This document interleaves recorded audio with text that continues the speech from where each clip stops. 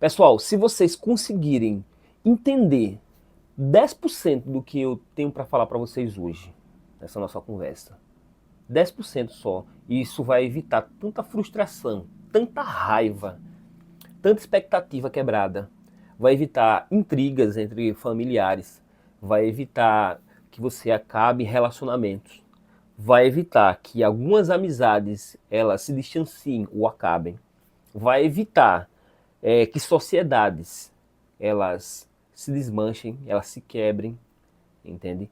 Então, eu quero que vocês prestem muita atenção nesse vídeo de hoje, que é sobre você criar expectativa.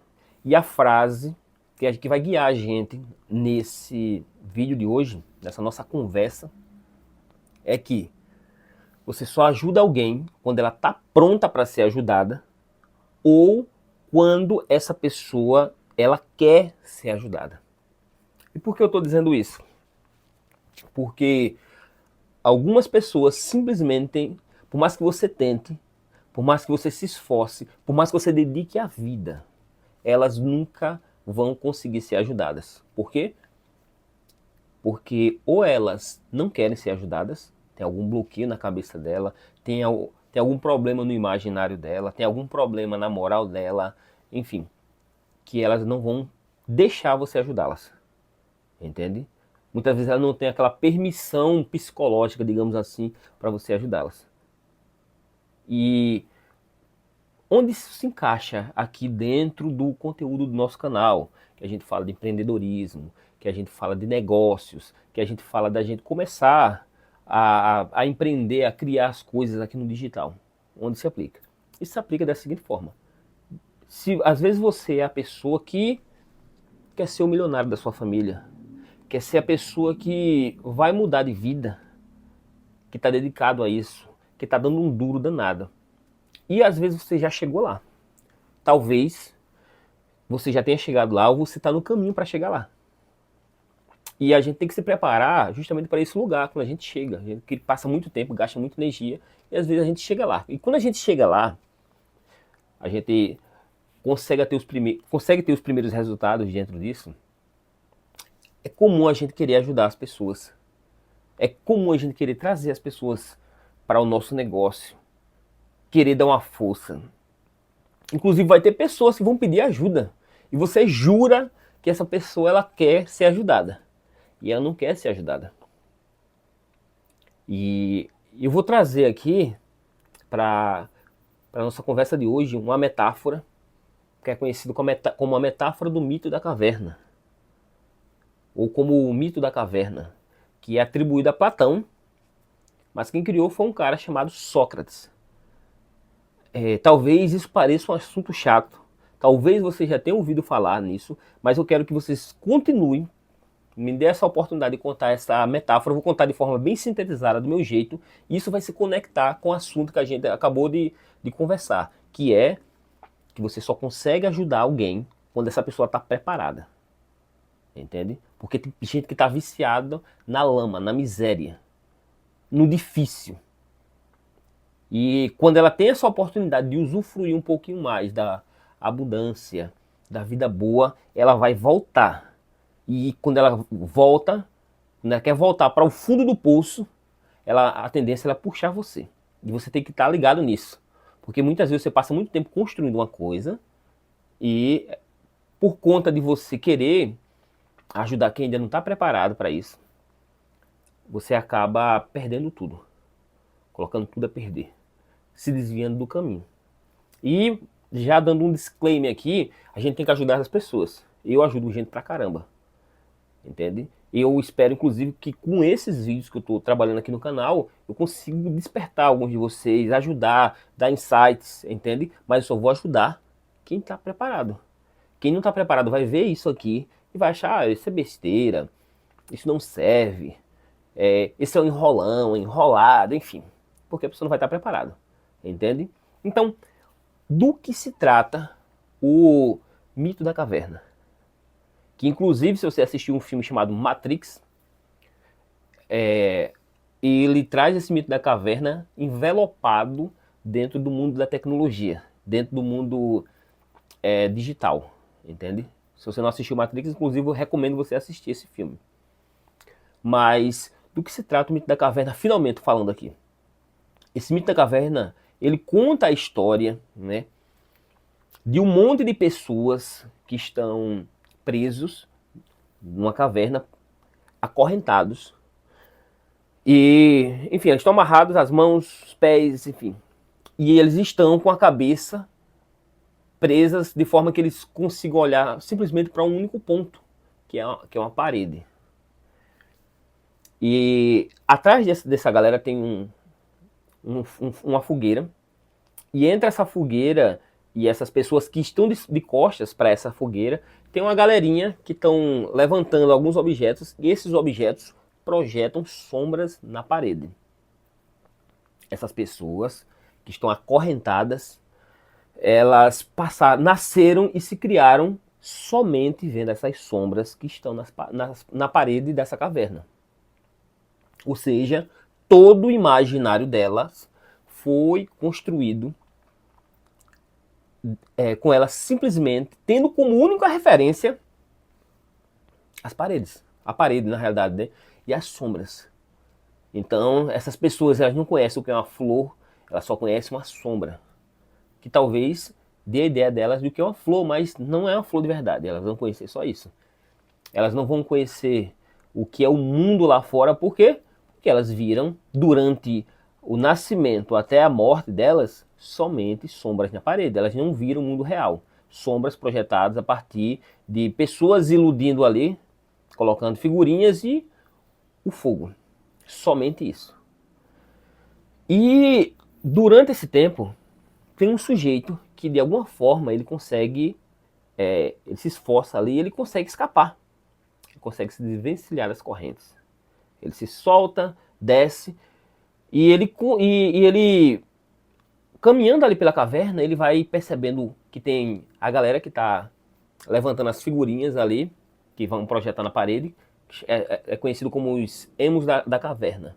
Ele vai ver a fogueira grande lá, que está projetando toda essa sombra para um monte de gente. E ele vai caminhando e ele vê uma luz no fundo do túnel. Um túnel, uma luz lá, e ele vai caminhando até essa luz. Aí ele tá lembrando que ele está descalço ali, né? Ele não precisava de sandálias. E ele vai se furando nas pedras, vai com aquela dificuldade, ele vai seguindo, até ele chegar nessa luz. Essa luz vai ficando mais forte, ele consegue, com muita dificuldade, encontrar a saída da caverna. E assim que ele encontra a saída da caverna, ele fica logo cego, temporariamente. Por que ele fica cego? Porque ele nunca viu a luz de verdade. A única luz que ele viu foi a luz do fogo ali projetando, aquela luz baixa, ele estava acostumado a baixa luminosidade, enfim. Aí depois ele se recupera, quando ele se recupera a visão, né, os olhos dele se acostumam, ele finalmente vai ver pássaros, vai ver o céu, vai ver árvores, vai ver outros animais, ele sai caminhando ali, vai vendo toda aquela imensidão, vai ver água, rios, cachoeiras, toda aquela coisa linda da natureza, paisagens, montanhas, cara, ele fica fascinado. E depois dele aproveitar bastante isso, né, dele aproveitar a água fresca, frutas, legumes, dele se deliciar disso, ele pensa, cara, os meus irmãos que estão na caverna lá presos, eles precisam saber disso. E é de nós, seres humanos, queremos ajudar outras pessoas. Por quê? Porque somos seres sociais. Inclusive, de todos os desejos que a gente tem, o mais forte de todos é o desejo de pertencimento. A gente tem dois desejos aí muito intricados, que é a identidade, que é quando você diz eu sou isso, eu sou aquilo, e o de pertencimento. E o de pertencimento é muito mais forte. Inclusive, porque ele está relacionado à própria sobrevivência. A gente precisa, inclusive, desde que a gente é criança, a gente pertencer, senão a gente morre. Dado tudo isso, esse sujeito, ele decide voltar para a caverna, para salvar os seus amigos. E o que acontece durante essa jornada? Ele vai descer ali, ele está acostumado com muita luz, ele vai descendo a caverna e ele já não vai enxergando direito ali, porque ele tava no sol, né? Tava na luz de verdade. Ele vai descendo, aí fica com pouca luz, ele vai caminhando, leva logo uma queda, se machuca, caminha novamente, sai tombando, vai com muita dificuldade, depois de cair várias vezes, tá todo quebrado, ele chega lá. Aí finalmente ele vai soltar os amigos dele, o pessoal que passou a vida toda com ele na caverna. E ele tá animado, né? Quando ele solta o primeiro prisioneiro, ele tenta contar a história para esse prisioneiro não acredita, diz, você é mentiroso, toda a vida eu só vi isso aí, então você tá mentindo, cara, tal. Aí ele vai soltando outro, e a galera vai reclamando, ele teima, ele tenta ajudar a galera, tenta explicar, tenta mostrar o caminho, a galera vai andando um pouquinho, se machuca um pouquinho nas pedras, e já volta, diz que ele tá mentindo, diz que o mundo de verdade são aquelas sombras que ele vê na parede, né? Afinal, essas pessoas estão certas, né? Elas só viram aquilo. Aí esse cara que viu fora ali, ele vai tentando a teima, tenta levar alguém à força, essa pessoa não deixa. Enquanto isso, algumas pessoas já estão se amarrando de volta ali, se acorretando. Depois de ele tentar, ele leva um cacete, a galera ameaça até matá-lo. De tanto que ele tenta, tá entendendo? E chega no nível em que ele decide que não dá para ajudar essas pessoas. Essas pessoas voltam, se amarram novamente e continuam contemplando as sombras na parede. E continuam imaginando e acreditando que só existe aquilo. Só existe aquele mundo dentro da caverna. Só existe aquelas sombras que são projetadas pelos emos da caverna, entende?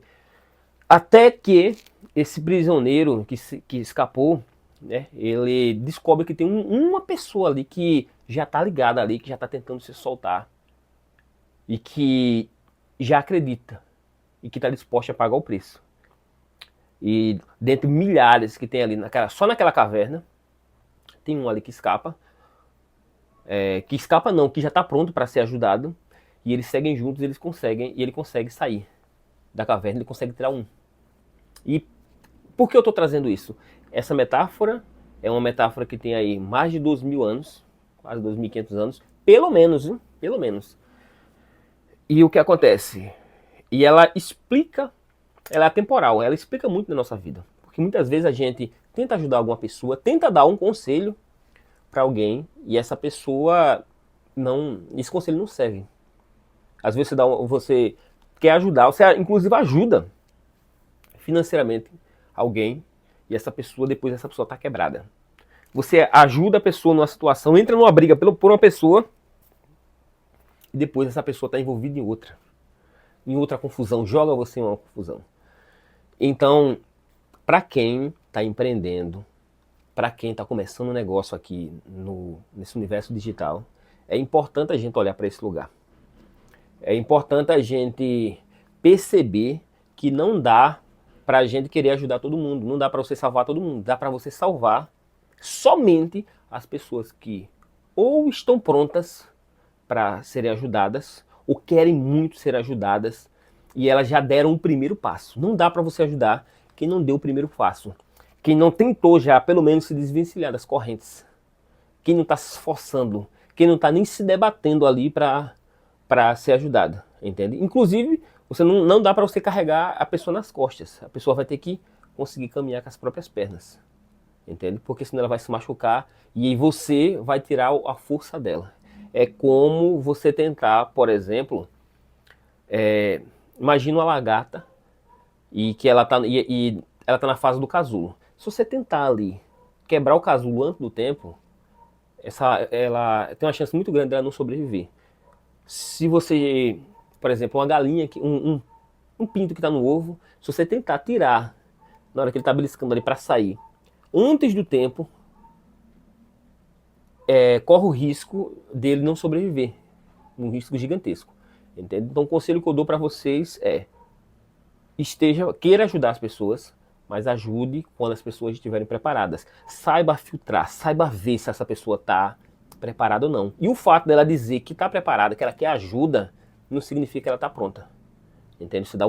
Você observe se ela já deu o primeiro passo, você ajuda ela até certo ponto e vai. Não queira puxar. Se você tentar fazer isso com alguém que não está preparado, você vai ter muita frustração, você vai perder amizades. Entende? Muitas vezes a gente quer ajudar os amigos e eles não estão prontos. Porque é como aquela parte bíblica que diz, a salvação individual. Você só consegue salvar a pessoa de um estado A para um estado B se ela estiver pronta. Se ela não estiver pronta, você vai arrastar ela, ela vai voltar e corre o risco dela puxar você. Se a pessoa estiver no fundo do poço, ali, e você jogar um balde ali para tirar ela uma corda, e ela não estiver pronta, corre o risco dela dizer, desce aqui para me pegar. E quando você desce, ela segura você ali no fundo do poço. A pessoa tem que ter coragem de, no mínimo, segurar a corda enquanto você puxa ela do fundo do poço. Beleza? Isso vale para familiares, vale para amigos, vale para sócios, vale inclusive para você. Eu, Claudemir, eu já me vi em situações em que percebi que a pessoa quer me ajudar, mas a pessoa percebeu que eu não estou pronto ainda para ir para essa próxima fase. Entende? E eu estou me preparando. Acontece comigo, eu já vi isso acontecendo com amigos meus que eu quero ajudar e não dá. Eu estou esperando ele dar o próximo passo. Quando ele dá o próximo passo, eu jogo a corda e ajudo. Entende? Então eu espero que você leve isso para a vida, para que você consiga se frustrar menos e consiga escolher melhor as pessoas que você vai ajudar, pelo próprio bem delas. Beleza? Eu espero que você tenha gostado desse vídeo. Se você gostou, você já sabe, né? Você curte, comenta, né? Comenta alguma situação, traz alguma situação aí pra gente aqui nos comentários, pra gente continuar essa conversa nos comentários, beleza? E se você quiser outros vídeos como esse, é só você comentar também e a gente vai trazer. Tem muita coisa que eu poderia trazer sobre esse tipo de conteúdo mais filosófico, mas que é prático, dá para aplicar na vida dos negócios e na vida pessoal. Inclusive, não dá para você separar muito um CPF de um CNPJ. CNPJ forte vem de um CPF forte, beleza? Então, a gente se encontra no próximo vídeo. Muito obrigado pela companhia, da gente estar aqui junto, crescendo junto, conversando junto e eu ajudando vocês, vocês me ajudando. Beleza? Valeu, galerinha.